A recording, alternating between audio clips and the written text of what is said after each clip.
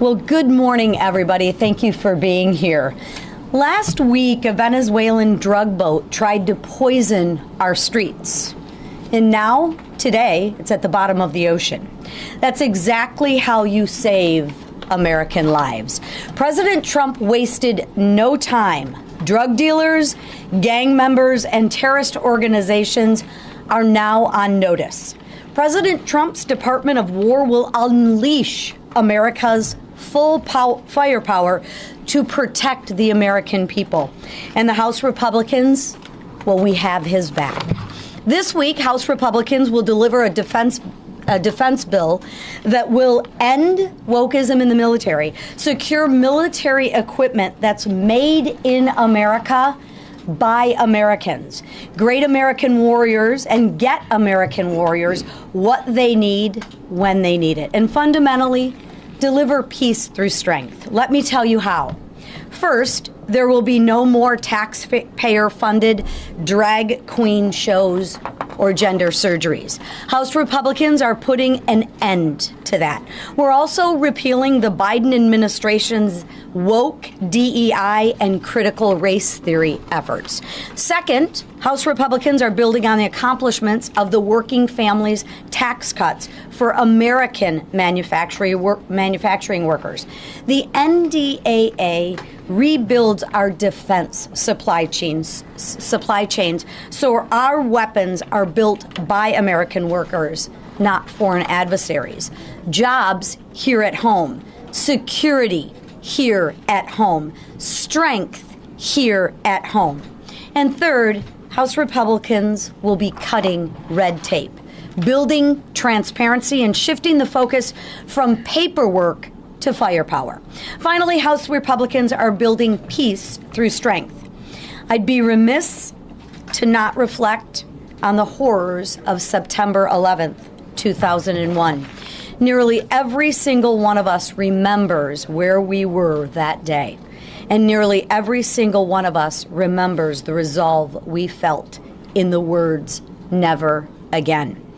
This year's defense bill tells the world never again by making historic investments in our military. House Republicans are authorizing the Golden Dome, fully funding border security, delivering a 3.8% pay raise for our service members, and deterring China, defending Israel, and delivering peace through strength. So the world knows that should America go to war, we will win. America will be respected again. We will be strong again. We will win again. And House Republicans will make sure of that. And with that, I want to turn it over to a fellow Michigander, a friend, a war fighter who defended America in Iraq, Guantanamo Bay, Kuwait, and the Korean DMZ. My friend, Congressman Tom Barrett. Thank you. Oh, sorry, yeah. Oh, you don't need the box? Thank you.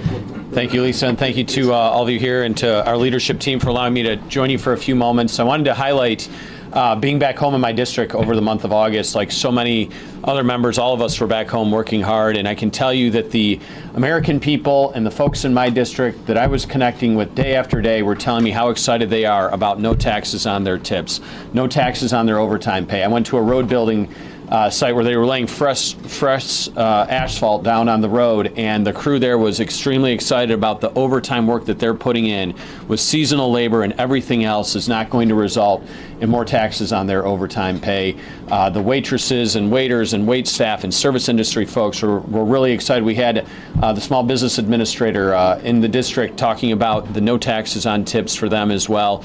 People are very excited about that. This week we're passing the NDAA. I'm proud and excited that one of my amendments that will really bring together a gap that we have right now with military aircraft and civilian aircraft not being interoperable with their collision avoidance system that I think contributed to the fatal crash here in Washington, D.C. We're going to begin the process of upgrading our military fleet to account for that, and it's something that I've been working hard on and proud to see. And of course, as the chair pointed out, the anniversary of 9/11. I was a young private in South Korea when 9/11 happened, and to be here today as a member of Congress this week passing the NDAA is something that I'm very proud to be working on and want to make sure that we always continue to keep Americans safe. So I'm very thankful to be here. Thank you to the chair for having me and really appreciate it. Oh, sorry. I got it.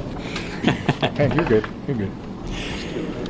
When Democrats like Tim Walz rail against common sense law and order policies, they make it abundantly clear that they stand with criminals. Since day one, President Trump has been restoring safety and security to America with his anti-crime, pro-law enforcement actions.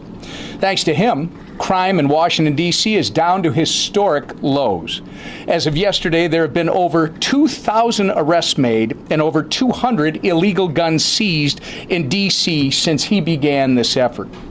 President Trump is showing that it is possible to make America safe again if leaders have the will to do it. But Democrats across America refuse to acknowledge safer streets as a win for the American people. Instead, failed leaders like my state's governor, tough to call him that, rail against President Trump and the Republican Party in an attempt to defend their own dangerous soft-on-crime policies. These soft-on-crime policies don't just defy common sense.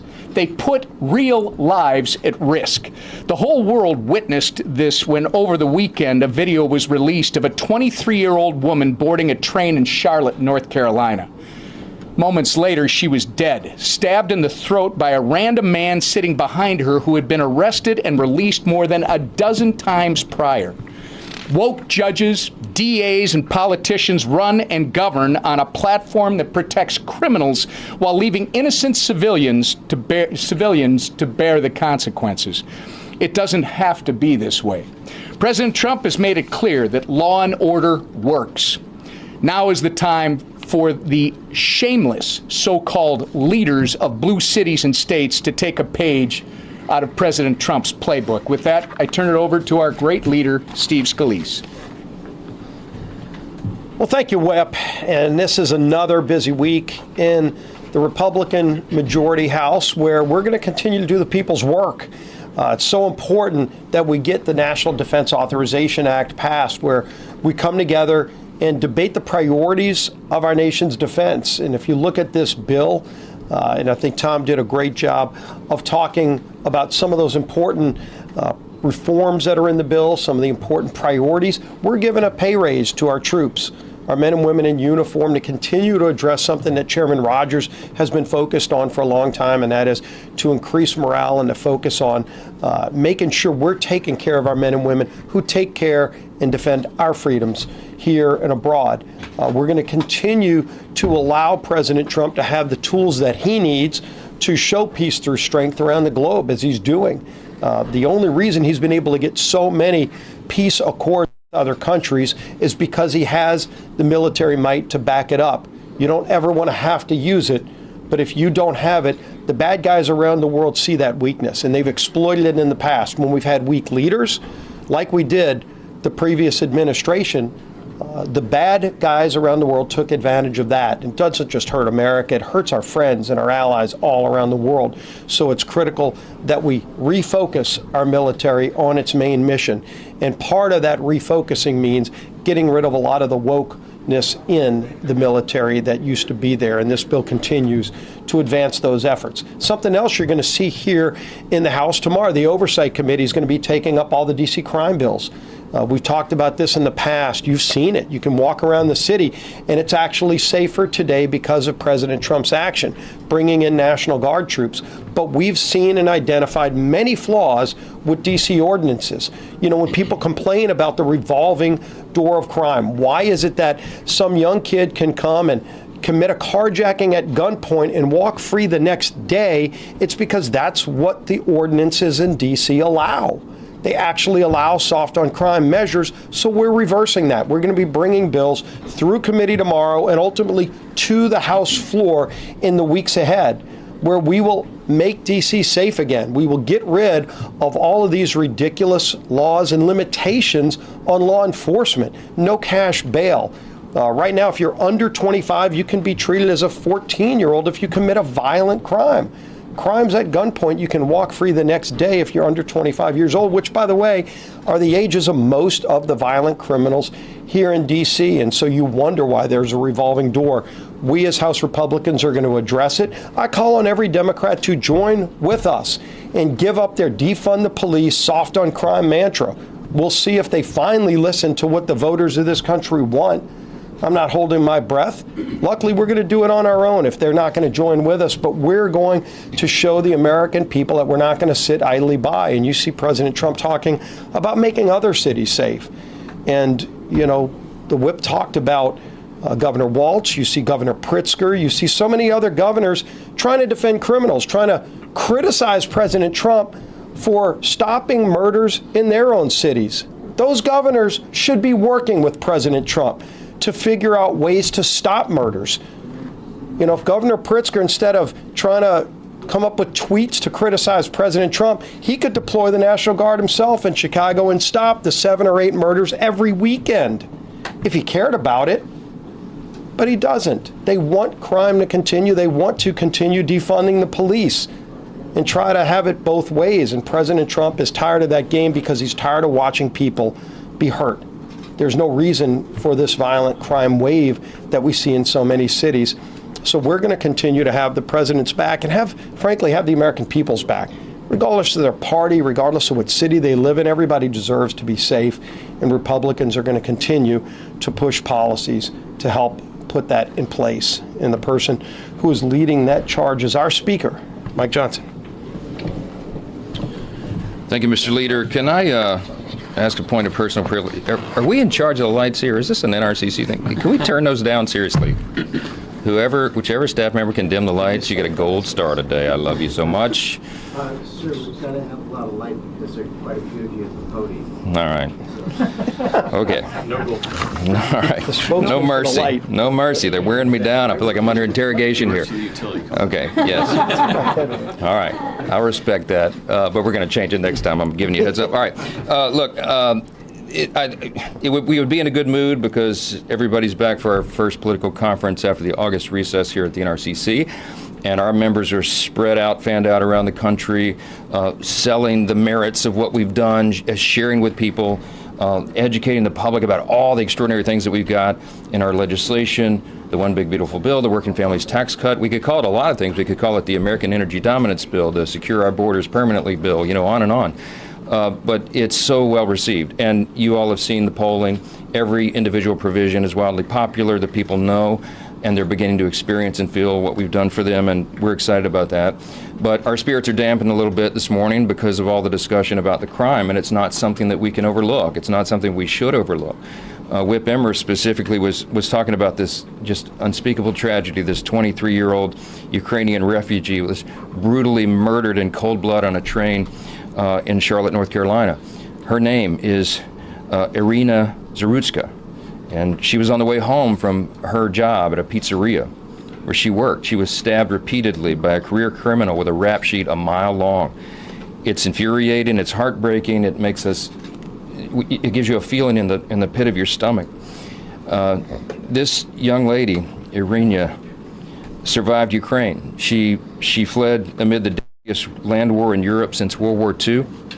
She fled to the safety, or so she thought, of the United States, just to have her life senselessly ended by someone who should have never been allowed to walk freely. This individual, DeCarlos Brown is his name, was arrested and released 14 times. Yeah, more than a dozen, 14 times. We don't have to live like this. President Trump is proving that every single day in our nation's capital. And the leader Scalise, was talking about that. Since cracking down on violent crime in the district, roughly 1,700 arrests have been made. Now, you may say that's a small portion of the population. It's just a small fraction, in fact. But somehow the city feels and is much safer. Everybody needs to think about why that is. The Trump administration and local law enforcement know that it's always in every city relatively a select few individuals who are committing most of the crimes. And that's been true in D.C. as well. They're enabled by these soft on crime policies that were discussed here, and even softer prosecutors and prosecutions. And criminals have relentlessly abused the public and the public spaces. We just want to say this loud and clear, and we're demonstrating it. This is not just talk, this is action. Republicans are in charge, and when Republicans are in charge, those days are over. The days of allowing soft on crime, we're not going to do it. Now, here's what is stunning to me. If you only read the New York Times, the Washington Post, or most of the other mainstream outlets, you don't know anything about Arena's heartbreaking story. For some reason, many national news outlets have refused to cover it. It's social media that has amplified the story and made everyone pay attention to it. And Axios shamelessly reported that this was, quote, fuel for the MAGA messaging battle, as if it's some sort of contrived problem. Watch the video for yourself. It's a tragedy. It's a completely avoidable tragedy that deserves the nation's attention. For now, all we can do is pray for the family, the Zarutska family, and continue our calls for the swift application of justice. Let's talk about some issues of the week. The NDAA, the House is going to take up and pass the FY26 National Defense Authorization Act. I want to thank Chairman Mike Rogers and all the House Armed Services Committee for their diligent work on the legislation. We are providing for the common defense, and as we know, that's one of our most basic governing duties here in Congress, and on this side of the aisle, we take it very seriously. The sad fact is that 4 years under President Biden left our military's readiness in a very troubled state. Thankfully, President Trump has reinstituted the doctrine of peace through strength, and that will maintain America's dominance in a very dangerous world. This year's NDAA lays out policies to defend our nation. It supports our brave service members, and it safeguards the country from threats abroad. It also codifies a number of President Trump's executive orders related to national defense. There's 17 of them in the bill. Here's a couple of examples. It codifies executive orders to end radical and wasteful government DEI programs, reinvigorate the nuclear industrial base, unleash American drone dominance, secure American borders, end CRT in our military schools, and reform the federal hiring process and restore merit to government service, among many others. The safety and security of the American people, our homeland, and our troops abroad is our utmost priority, and this must-pass legislation delivers on every front. Speaking of foreign affairs, bless you, it's more important than ever that America maintains a posture of strength because others in the West are flirting with surrender. This week, international leaders will convene at the UN General Assembly in New York, and we'll be watching if close allies like France and Canada and the UK move ahead with plans to recognize a Palestinian state. It's equally baffling as it is deeply troubling to have this idea that you would reward Hamas with statehood before they've returned every hostage. What message does that send to would-be terrorists and tyrants around the world? If you rape and murder and abduct innocent civilians and then cause enough suffering among your own people, then the free world will somehow reward you with international legitimacy? We can't do that. And I can tell you that President Trump and Republicans in Congress have been very clear that rewarding the carnage that took place on October 7th is a non-starter. It's unacceptable. With regard to government funding, very quickly, and then we'll take questions, House Republicans continue to work through regular order to fund the government for FY26, for the next fiscal year. We're working closely with the White House and the Senate to ensure we meet our deadlines, and Chairman Cole, Tom Cole of the Appropriators, continues to diligently work towards getting all 12 bills out of committee. And they're almost done with that. And as we get closer to the funding deadline, though, we recognize the shutdown chatter from the left is growing louder. Some of these people seem to enjoy this. It seems Democrats may take the path of maximum resistance and try to shut the government down. It's not surprising because they're struggling, because they don't really have a message or a leader, or their party registration is falling, their approval ratings are in the low 20s, and they're about to elect a Marxist to be the mayor of New York City. They are desperately searching for a solution, and some in the party apparently think a government shutdown would be some sort of political advantage to them. It'd be what we all know is dangerous and harmful to millions of Americans, and that is not the answer. So I'm going to say this again, and I'm saying it in good faith. I've shared this with the Democrat leader in the House and other colleagues. If Democrats are willing to work with us, we have our sleeves rolled up, and we want to do this in good faith. We just have to think responsibly how to spend less money than we did last year. And if they're willing to do that, and it's incumbent upon all of us to do it with the high national debt, we're open to that. But the ultimate question of whether there's going to be a government shutdown at the end of the month is going to be up to congressional Democrats, and that's just the way it is. So take a few questions. Let me just get those Yeah. On government funding, Mr. Cole saying maybe it's a 3-bill minibus attached to a CR. Has that got your endorsement? Is that the plan right now? You're talking what Leader Thune said? Mr. Cole was just saying he's going to Oh. maybe try to do a 3-bill minibus attached to his Well, so the idea is that what we're really advocating for is an actual old school conference, the way this is supposed to work between the House and Senate, and the way that we have the MILCON VA bill, that Military Construction Veterans Affairs bill that we're most interested in getting to a conference. In the Senate, they paired it with 2 other bills. So what is being referred to, I think, is that if we are able to get that conference going, then you would have 3 bills there, which means you would have a broad cross-section of the conference represented there, because the Cardinals, or the subcommittee chairs of each of those subcommittees that deal with those 3 individual bills, would be represented, as would be all the members of each of those subcommittees in appropriations. So you'd have a cross-section of everybody there, a good representation of the country, a good and I think vigorous debate between the House and Senate, and that is how the process is supposed to work. I mean, that is small d democracy at its best. So we're big advocates of that. We have not done, as you all know, and you hear me lament all the time, we've not done the appropriations process the way it is legally supposed to work in a long, long time around here, and we're trying to force the body back to that. And if we can get to a conference committee, that's a next important step in returning to that. So that's what we're advocating for. We'll keep going. Third row, yes, ma'am. Thank you. The DC national emergency expires tomorrow. I know that you said yesterday that it's not necessary to extend it at this time, but there are some members of your conference who would like to see the president's emergency powers in DC expanded for a longer time than 30 days. Do you expect that to get a vote on the floor this year? No, I'm among them, but my understanding is that the current status of it is that the Democrat mayor of D.C., Muriel Bowser, wisely welcomed the assistance, and she said effectively, is that the way I read that or understood it was an indefinite welcome, Matt, to keep the crime low. We all benefit from that. Every single person in this room benefits from that. You can walk home safely tonight. We couldn't have told you that several weeks ago. So no one's calling on Congress yet to act on that. And I think if you have an agreement, my understanding is an agreement between the White House and the local leadership, then I'm not sure Congress has any necessity to do anything. So we'll see how that plays out. Yes, sir. Speaker Johnson, one question for you specifically, and then one for anyone who'd like to take it. You were just talking about Muriel Bowser, who went from opposing Trump on crime to now welcoming the National Guard indefinitely. And you were talking about Charlotte. The mayor there said you can't incarcerate your way out of this problem, even though this person was incarcerated 14 times. I'm curious if you have a number or a thought on how many Americans and refugees will need to be murdered before Democrats want to perhaps work with President Trump. And then my second question for anyone, as we were all driving in, walking in here, Israel struck Qatar to take out Hamas leadership. I'm curious if any of you think that whoever survives there should be evicted from Qatar.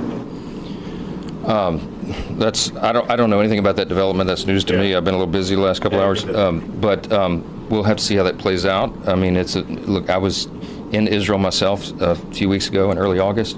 It's a very dangerous time there, and they have enemies encamped around them, and they're trying to bring that to a peace as well.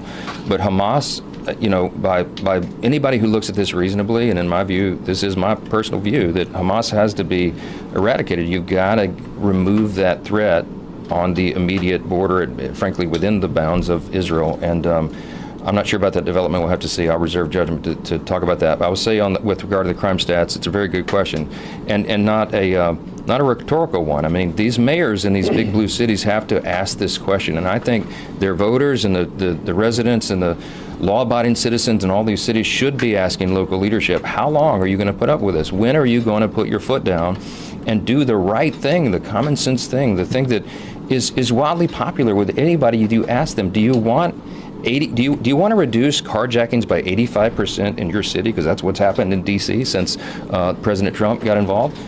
Everybody will look at you and say, of course, right? Do you want to reduce robberies by 25 to 30%, which is what's happening in D.C.? Of course. I mean, murders are down dramatically. It makes a big difference. It's quality of life. We live in the greatest nation in the history of the world. We have the greatest capital in all of the world. And we need to show that. We need to put that on display, and we need to confirm to the American people that they do not need to fear for their lives when they drive to the grocery store or they pick up their son or daughter from school. This is common sense, and I cannot for the life of me understand how the Democrats think this is some sort of winning political message. Yield, man. Let the troops come into your city and show how crime can be reduced. It's a morale boost for the country, and it's safe. and right for everybody involved. So if they want to go down that road, they're going to go down that road, but we're going to keep talking about common sense, and we're going to keep delivering. Thank you. Are you going to accept the January 6th nominees? You want to take the rest of the question? Yeah. Let's get up there back.